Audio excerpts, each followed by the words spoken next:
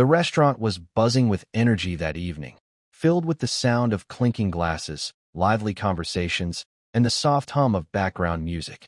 It was the kind of upscale place where waiters moved with precise efficiency, where the air smelled of freshly baked bread and expensive wine. At a corner table, nestled near a wide window overlooking the neon-lit streets of Hong Kong, Jackie Chan sat quietly, enjoying a peaceful meal after a long day of meetings. Though he wore a simple black jacket and a baseball cap pulled low over his eyes, there was no disguising who he was. The few people who recognized him were respectful enough to keep their distance, offering only discreet glances and hushed whispers. Jackie, as always, remained humble, eating his dinner with the same appreciation he would have shown at a tiny noodle shop. It was during this quiet moment that he noticed something unusual. A young man, barely out of his teens, sat a few tables away. He had a notebook in front of him and was attempting to order food, but it was clear he couldn't speak. Instead, he used a combination of gestures and written notes, patiently pointing at the menu. His face was filled with hope. Perhaps this was a rare night out for him, a celebration of something important. But the waiter standing in front of him didn't share his patience. "Look," the waiter huffed, rolling his eyes. "I don't have time for this. Either tell me what you want, or I'm moving on." The young man, his name, as Jackie would later learn, was Daniel, gestured again, his fingers tapping the menu, his expression growing tense. Jackie could see the frustration on his face, the quiet humiliation of being ignored. The waiter let out a short, sarcastic laugh. "This isn't a game of charades, you know."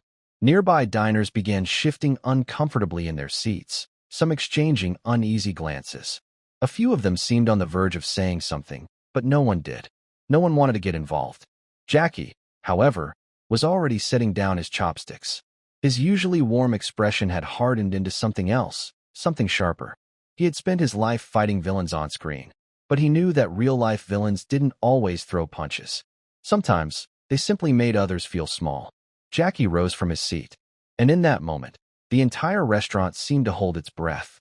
Jackie walked toward the table with the same effortless grace he carried in all things, his steps measured but firm, his presence impossible to ignore. The moment he stopped beside Daniel, the young man looked up, startled. Jackie didn't sit down or speak right away. Instead, he simply glanced at the waiter, studying the man's face carefully. The waiter, a lean man in his late 20s with slicked-back hair and an air of impatience, let out an exaggerated sigh, clearly not recognizing the person now standing before him. "Sir, I'll get to you in a moment," the waiter said, barely glancing at Jackie before turning back to Daniel with a frown. Do you even understand me? If you can't order, maybe you should come back with someone who can." Daniel's fingers curled slightly, his eyes darting to the menu again, but before he could make another attempt at pointing, Jackie reached out and picked up the menu himself. He studied it for a few seconds, his expression calm, then pointed directly at the dish Daniel had been trying to order. Without breaking eye contact with the waiter, he tapped the menu twice, making the order unmistakably clear. The waiter's eyebrows furrowed. "You know him or something?" Jackie didn't answer immediately. Instead, he turned to Daniel and, in a slow, deliberate motion, gave him a small nod, as if to say, "I've got this." Then, looking back at the waiter, he finally spoke, his voice quiet but carrying an unmistakable weight. "This young man just wants to order dinner. That's your job, isn't it?" The waiter shifted uncomfortably, clearly sensing the shift in the room's atmosphere.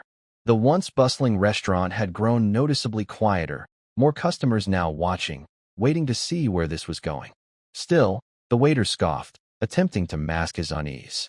"Yeah, but he's making it harder than it needs to be. I have other tables, and I don't have time to play guessing games." Jackie's expression didn't change, but something in his gaze made the waiter falter for just a second. "Harder for who?" Jackie asked, his voice even, controlled. He didn't raise it, didn't need to. The words alone were enough to make the waiter shift his stance, crossing his arms in a defensive posture. "Because from where I'm standing, you're the only one making this difficult." A murmur rippled through the surrounding tables. Some people nodded in quiet agreement, while others exchanged knowing glances. The tension between Jackie and the waiter was thick now, an unspoken challenge lingering between them.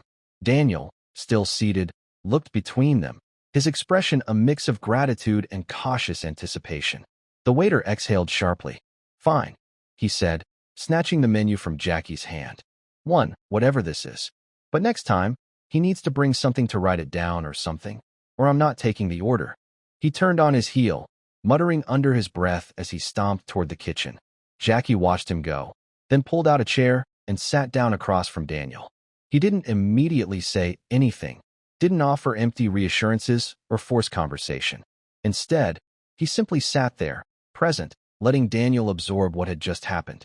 After a moment, Daniel gave a small, hesitant nod, his way of acknowledging what had just been done for him. Jackie returned the nod, then casually picked up a napkin and a pen from the table, sliding them toward Daniel. "In case you need it later," he said simply. Daniel looked down at the napkin, then back up at Jackie, before offering a faint but genuine smile. Just as things seemed to settle, a sharp voice cut through the quiet. "Excuse me, sir." The restaurant manager had appeared, an older man with neatly combed hair and an expression caught between forced politeness and concern. His eyes flicked toward the kitchen, where the waiter had clearly gone to complain. "I understand there was an issue with one of our staff members." Jackie leaned back slightly, his demeanor as relaxed as ever, though his eyes remained sharp. "An issue?" he echoed, as if considering the word. "More like a lesson in basic respect." The manager stiffened, clearing his throat. "I sincerely apologize for any inconvenience, but I assure you, our staff is well trained, and—" Jackie raised a hand, cutting him off without needing to be rude. "If they were well trained, we wouldn't be having this conversation." A heavy silence fell between them. The manager, clearly not expecting to be challenged so directly, hesitated.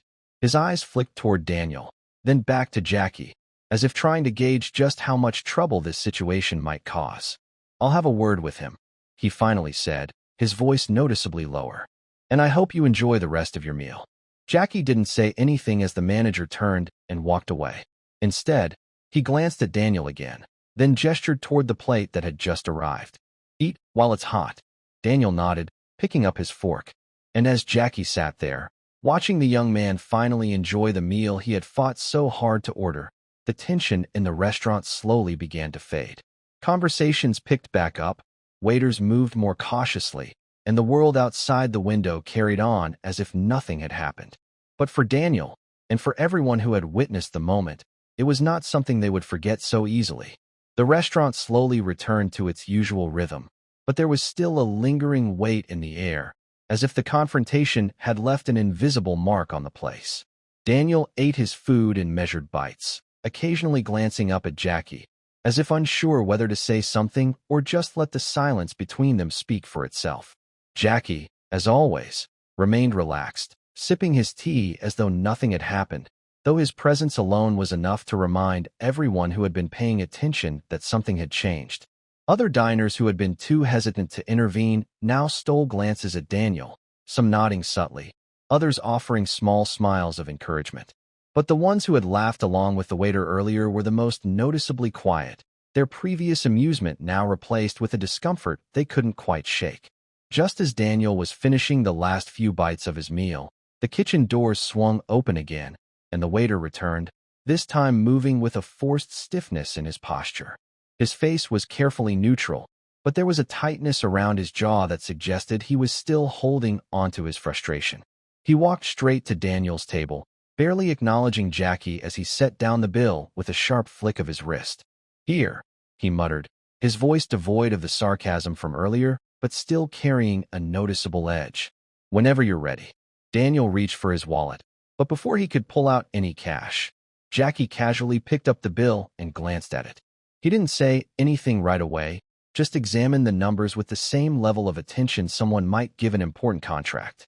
Then, with a slight tilt of his head, he looked back up at the waiter, his expression unreadable. "There's a service charge included," Jackie said, his voice calm but pointed. The waiter crossed his arms, shifting his weight onto one foot. "Yeah, that's standard." Jackie placed the bill back on the table, tapping a finger lightly against the paper.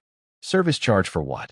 His tone wasn't confrontational, but there was an unmistakable weight behind his words, a quiet challenge wrapped in absolute certainty. The waiter exhaled through his nose, clearly irritated. "It's automatic. Everyone gets it added to their bill. Jackie didn't break eye contact. So everyone pays for service, whether they receive it or not. The silence that followed was different from before. This wasn't the awkward, uneasy tension of the initial confrontation. This was something sharper, something that forced the waiter to confront the reality of his own actions. His fingers twitched slightly at his sides, and for a brief moment, he looked unsure of how to respond. His frustration was still there, simmering beneath the surface, but now there was something else mixed in: hesitation, maybe even a flicker of guilt. He shifted his stance again, glancing around as if hoping someone might step in and save him from the scrutiny he was now under. Before he could come up with a response, the restaurant manager returned, his expression tight, with barely contained irritation. He had clearly been watching the interaction from afar, waiting to see if the situation would escalate again. "Is there a problem?" the manager asked, his gaze flickering between Jackie and the waiter. Jackie picked up the bill once more, holding it up just enough for the manager to see. "You're charging for service that wasn't given." The manager inhaled slowly, pressing his lips into a thin line before turning toward the waiter. His voice was low, controlled, but the sharpness in it was impossible to miss. "Remove the charge." The waiter's jaw tensed. "But now," the single word cut through whatever argument the waiter had been about to make. With a huff of barely concealed resentment, he snatched the bill back, walked briskly to the counter, and adjusted the total before returning, this time setting it down without a word. Jackie picked it up again, giving it a quick glance before finally reaching for his wallet and pulling out a few crisp bills. He placed them neatly on top of the check, adding an amount just slightly above the total, not as a reward for the waiter, but as a quiet statement, an act of control over a situation that had initially been designed to make someone else feel powerless. As the waiter took the money and walked away, Jackie turned his attention back to Daniel, who had been watching the entire exchange with wide eyes. There was no need for a long conversation or unnecessary explanations. Jackie simply gave him a small nod, as if to say, "You deserve to be treated fairly." Daniel hesitated for a moment, then nodded back, his shoulders visibly less tense than they had been when he first arrived. The manager, still standing nearby, cleared his throat and folded his hands together, his gaze lowering slightly as he spoke. "I apologize for how you were treated tonight," he said, his voice noticeably quieter than before. "That's not how we want our customers to feel." Jackie studied him for a moment before responding, his words slow and deliberate. "Then make sure it doesn't happen again." The manager nodded quickly, taking a step back before excusing himself and disappearing into the back of the restaurant. Jackie watched him go, then turned his attention back to his own table, where his tea had gone cold. He didn't seem to mind. Instead, he leaned back slightly, giving Daniel one last glance before standing up. There was nothing dramatic about his departure, no lingering need for acknowledgement or applause. He had done what needed to be done, and that was enough. As he made his way toward the exit, a few customers subtly nodded in his direction, their silent way of showing respect. The ones who had stayed quiet during the initial confrontation now seemed more thoughtful, their gazes following him as he stepped out into the night. Inside the restaurant, the atmosphere had shifted, not just because of what had happened, but because of what it meant. A simple meal had turned into something more, something that would be remembered by everyone who had been there to witness it. And as Daniel sat at his table, still processing everything that had unfolded, he realized something. For the first time in a long while, he didn't feel invisible. Jackie stepped out into the cool night air, moving through the quiet streets with no urgency, his mind already shifting away from the events inside the restaurant. He had spent a lifetime seeing people treat others unfairly, and while he knew he couldn't change the world in one evening, he also knew that doing nothing was never an option. The moment had passed, and for him, that was enough. But inside the restaurant, the night wasn't over just yet. Daniel remained seated at his table, staring down at the empty plate in front of him, his hands resting lightly against the edge of the table. The energy in the restaurant had shifted, and while the conversations had picked up again, there was still a strange quiet around him, as if people weren't quite sure whether they should approach or simply pretend nothing had happened. He wasn't used to this kind of attention, and he didn't know what to do with it. The feeling of being dismissed, ignored, made to feel like a burden that was familiar. But what had happened tonight was something different, something he wasn't entirely sure how to process. The waiter, who had disappeared into the kitchen after dropping off the bill, re-emerged with a forced neutrality in his expression, his posture stiff as he moved toward the manager, who stood near the entrance, speaking in hushed tones with another staff member. The conversation wasn't loud enough for customers to hear, but from the way the manager's expression darkened slightly, it was clear that something was being discussed that wasn't just about closing duties. A few of the other waiters exchanged glances but kept moving, pretending not to notice. Daniel was about to gather his things and leave when he felt a presence nearby. A woman, maybe in her late 30s, dressed in a sharp navy blazer, stood hesitantly beside his table.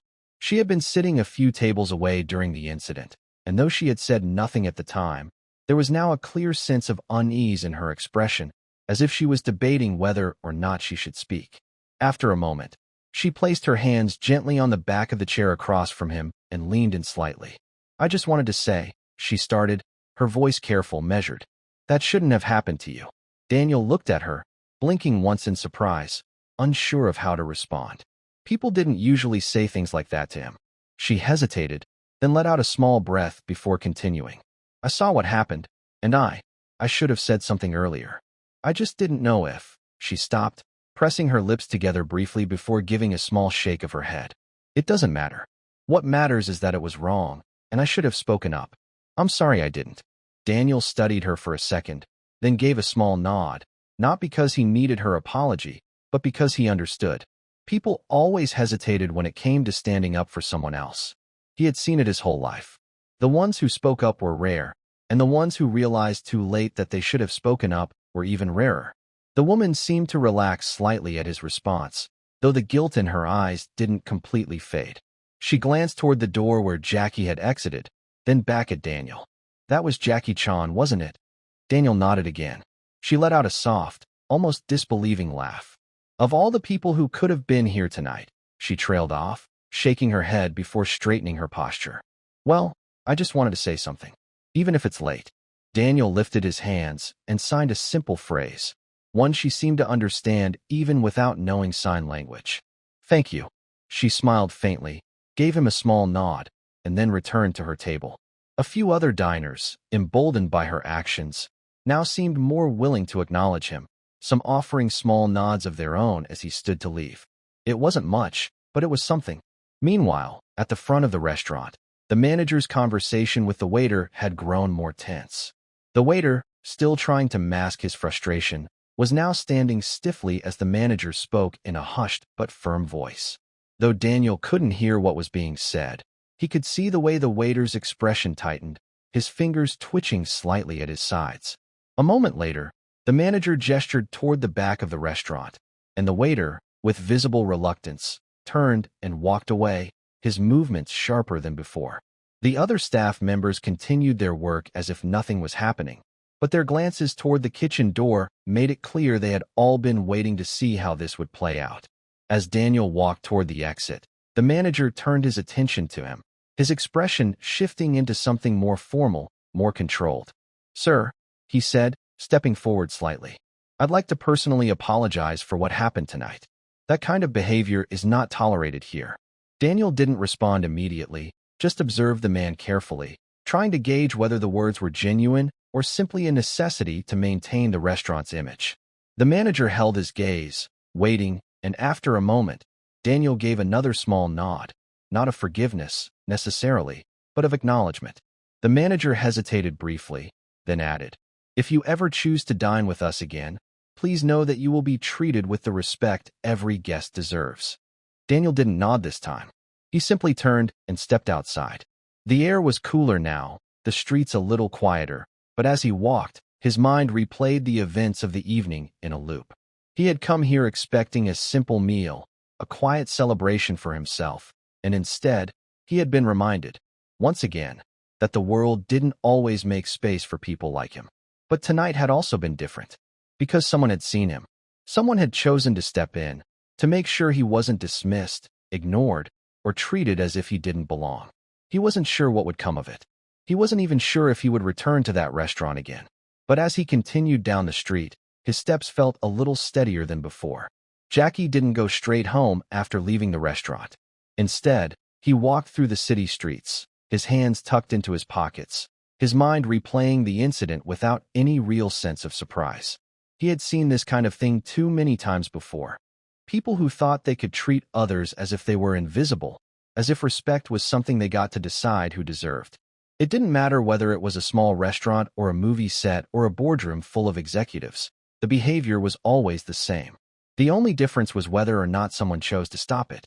He had acted on instinct, the same way he always had, but he knew that what had happened tonight wouldn't just disappear for Daniel. Experiences like that left marks, even when the moment itself was over. As he reached a quieter part of the city, he heard footsteps behind him. He didn't tense or turn immediately, just listened, recognizing that whoever it was wasn't in a hurry, wasn't trying to catch up to him, just following at a steady pace. After another few steps, Jackie finally glanced over his shoulder, his expression neutral but alert.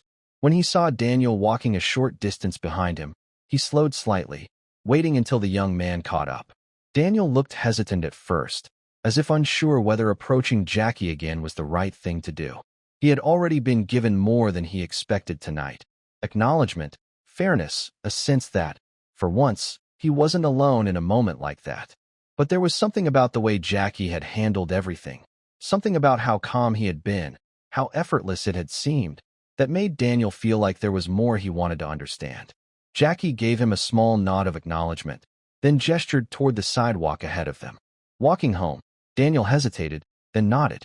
Jackie started walking again, and Daniel matched his pace, the two of them moving through the city in comfortable silence. After a few moments, Jackie glanced at him again, studying his face carefully before speaking. "You've been through that before." It wasn't a question. Daniel's fingers curled slightly at his sides, but he nodded again. Jackie exhaled slowly, keeping his eyes forward. "It doesn't get easier," he said, his tone thoughtful. "But you get better at recognizing it before it happens. You start seeing the signs, the way people look at you, the way they talk to you. You start learning who's going to be a problem before they even open their mouth." Daniel nodded more firmly this time. He had known exactly what kind of person that waiter was the moment he had seen his expression. It was always the same: the impatience, the dismissiveness, the assumption that dealing with him was an inconvenience. Jackie glanced at him again. "But that doesn't mean you stop fighting it." Daniel looked at him carefully, his expression searching, as if trying to figure out whether Jackie was just saying something that sounded good or whether he actually believed it. Jackie met his gaze without hesitation, his eyes steady, unshaken. He had spent his life fighting, not just in movies, not just on screen, but in real life, in ways people never saw. He knew what it meant to stand up for something, to refuse to back down even when it would have been easier to just let things go. Daniel reached into his pocket, pulling out the napkin Jackie had given him earlier, along with a pen. He hesitated for a second, then started writing, his handwriting small but clear. When he finished, he turned the napkin toward Jackie so he could read it. "Why did you do that for me?" Jackie looked at the words for a moment before answering. "Because I could." He let that sink in for a few seconds before continuing. "A lot of people could, but they don't. Maybe they're scared. Maybe they don't think it's their problem. Maybe they don't even notice. But I noticed." Daniel tapped the pen against the napkin, thinking, then started writing again. "What if you weren't there?" Jackie exhaled through his nose, a hint of a wry smile appearing for just a second before fading. "Then maybe nothing would have changed. Or maybe someone else would have stepped in. Or maybe you would have walked out of there feeling the same way you felt too many times before." He paused, then added, "That's why I did it." Daniel stared at him for a long moment, then wrote again, his movements slower this time, more deliberate. "I don't know how to fight like you." Jackie tilted his head slightly, considering the words before responding. "You don't have to fight like me. You just have to not let people decide what you're worth." He let a beat pass, then added, "That's the only fight that matters." Daniel looked down at the napkin, his fingers pressing against the edges of the paper, absorbing the words, the meaning behind them. It wasn't that he had never heard things like this before. People always said things about standing up for yourself, about not letting the world break you down, but most of the time, those words came from people who had never actually had to do it. They came from people who didn't understand what it felt like to be disregarded before you even opened your mouth, to be treated as if you were nothing more than an obstacle in someone else's day. But Jackie wasn't just saying it. He had acted. He had made sure Daniel was seen, made sure the world had no choice but to acknowledge him. For the first time in a long time, Daniel felt something shift inside him. Not a complete transformation, not some sudden, overwhelming change, but something small, something steady. He didn't know what to call it, but he knew it was real. Jackie glanced up at the street ahead of them. "This where you live?" Daniel nodded. Jackie stopped walking, turning to face him fully. "Then this is where we say goodnight." Daniel hesitated, then quickly scribbled something else on the napkin before holding it out to Jackie. Jackie took it, glanced at the words, then nodded once, tucking the napkin into his pocket. He didn't need to read it again to understand what it meant. Daniel gave him one last nod, then turned toward the entrance of his building, stepping inside without looking back. Jackie stood there for a moment, then adjusted his jacket and walked off into the night. The conversation was over. The moment had passed, but he knew that, for Daniel, this night wasn't something that would fade into the background of his life. It would stay with him, shaping him in ways that neither of them could fully predict. And for Jackie, that was enough.